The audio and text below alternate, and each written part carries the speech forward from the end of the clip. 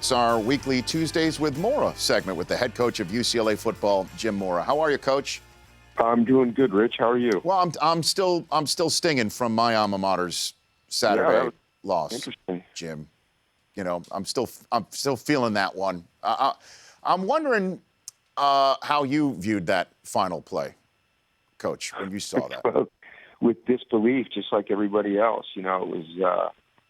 It just goes to show you it's never over. You know, like everyone kind of thought they had it wrapped up. They played a great game, and they had to punt. And I think sometimes you take it for granted, and you really can't take any plays in football for granted. And I'm not a Michigan man. I'm a fan of football. Sure. I like both of those teams.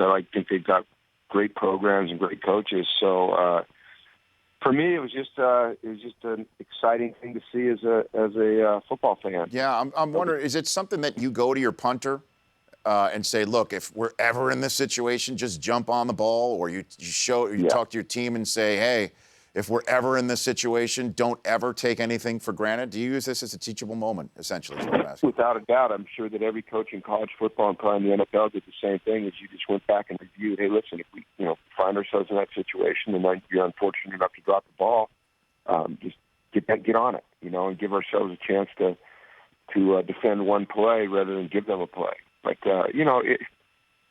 it's hard to fault the kid. I mean, he was just trying to do his job, and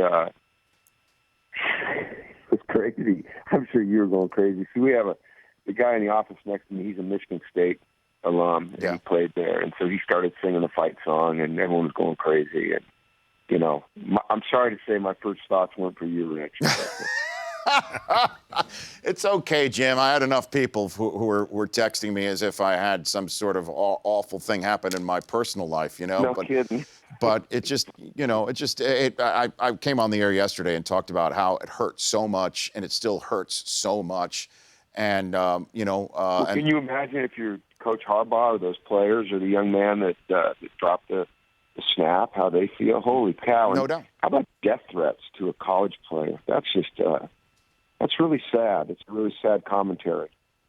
Yeah, I agree. Absolutely. I mean, and I know, Michigan is trying to do something, on the campus to ferret this out and root it out. A lot of people are saying Harbaugh should make the kid, the punter, a captain next time out, just to show about closing ranks. Is that something that you think would be considered, just from your coaching? I don't know. I don't think that would do anything other than just put more focus on him. I don't know. It's still about the team. I just think it's. I thought the players and Jim did a nice job. They talked about it being a team win, a team loss, all that, and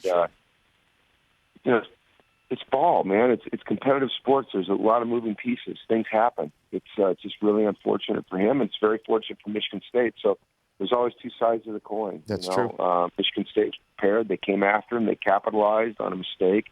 It happens all the time in football. It just doesn't always happen at that moment where it's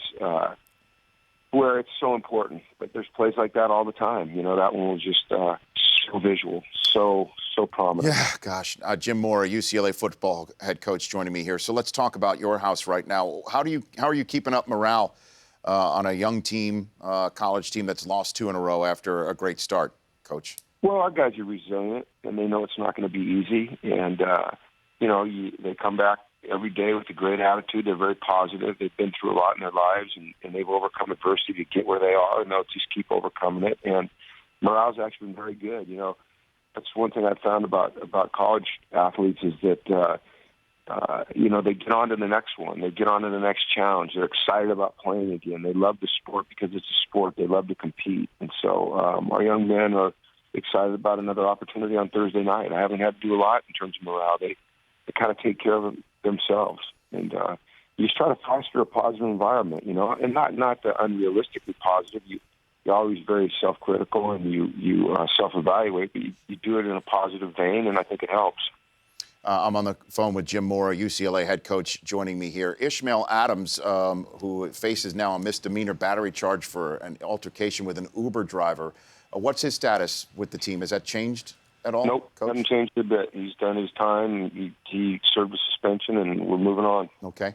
And just generally also, where we're seeing an all-world head coach in Louisville and Rick Pitino involved in something that he says he had no idea of. How difficult is it, I guess, from someone in your position to be able to keep track of everything and know everything that's going on? I'm just a purely, It's hard.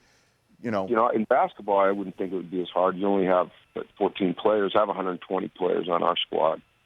So I have 10, almost 10 times what a basketball coach does. A football coach has a lot of guys, and it's difficult, and it's time consuming, and it's exhausting, and it's necessary because you are responsible for these young men, although they're responsible for themselves. But I think you have to teach them responsibility. You have to have people in your program that are courageous enough to step up if something's not going the right way or things are not being done correctly, away from your eye, and you have to keep your ears open and your eyes open and recognize signs that things are maybe out of whack. To think that, especially a college football coach could ever know what's going on with 120 of his players 24 hours a day. I did the math once. If you took 120 players and 365 days, and I'm no mathematician, so I'll say this wrong, and how many hours I was responsible for keeping track of these players, it's like 1.8 million or something like crazy like that. So I'm saying if each player got 24 hours a day, 365 days a year that I was responsible for, multiplied by 120, it's crazy. So it's hard to believe that you could ever ever know everything that's going on, but you've got to do the best you can.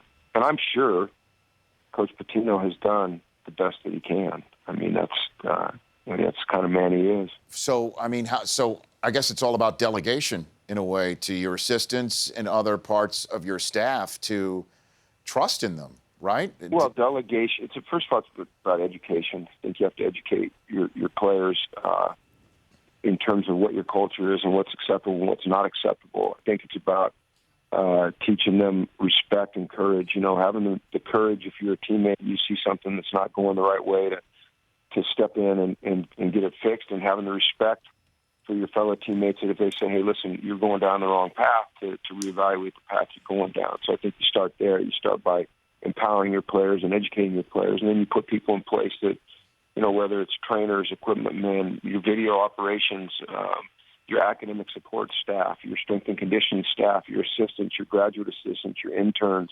other people in the athletic department that gather information, and you don't want tattletales, but they just kind of are always constantly feeding you information as to the mood of the team or what's going on, or potential problems or potential pitfalls, and that you act on them. And I think that's what we all try to do the best we can at, and it's not always easy, but there are going to be challenges. There's going to be things that happen, but you do the best you can. And as a head coach, no matter what level, you're responsible for what's going on the field. And we saw on Sunday Night Football, if you had a chance to see that fake punt or what have you that the Colts threw out there against Belichick, of all people, and you saw that the Patriots didn't flinch. I mean, they didn't flinch for a single second. And then everyone's wondering what Chuck Pagano was up to. Just from your coaching perspective, just seeing that, what did you think of that play? Well, I know Chucky. Chucky and I grew up together in Boulder, Colorado.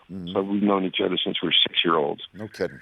So he's a very, very good friend of mine, and that's why I call him Chucky. And I felt bad for him. It wasn't executed right. It wasn't. The players didn't look organized, and that always comes back to the coach, and it's unfortunate because Chuck is a great coach, and he's very detailed, and he's on it. He's one of those guys that's involved in everything, and he knows what's going on, and he knows how to manage a game, and that one play just got away from him. And like I said about the punt at Michigan, I mean, God, there's plays in every game that get away from you. There just are, and it's unfortunate when it happens to you when you're right in the spotlight and everybody just grabs onto it and makes it a huge issue. But there hasn't been a game that's ever been played in the NFL or college football where there's not a play that's messed up, where somebody doesn't screw up or multiple people screw up. I mean, it's the nature of the beast. But there's just so much focus now on the negative that it makes it really hard. It's exhausting. I mean, it's exhausting, and I'm sure Chucky's exhausted from having to deal with this. And I Coach. can promise everybody this. Yeah. Every coach at every school and in college, high school, professional, is doing the very best job they can do every single day. We pour our hearts into this job. We pour our time into it. We sacrifice our families. And when we get it wrong, it affects us more than it can ever affect any fan. And we respect the fans, but it's not fun to be Chuck Pagano right now, or Jim Harbaugh, or Jim Mora, who's lost 2 in a row. And people don't understand, I don't think, always how much we put into this and how much it means to us. It's our livelihood. It's our profession. It's what we do. Well, Coach, good luck against Cal, and we'll speak to you next Tuesday. Okay. Take care, Rich. You bet. Thanks. That's Jim Mora. The Rich Eisen Show, weekdays at noon Eastern. On Audience.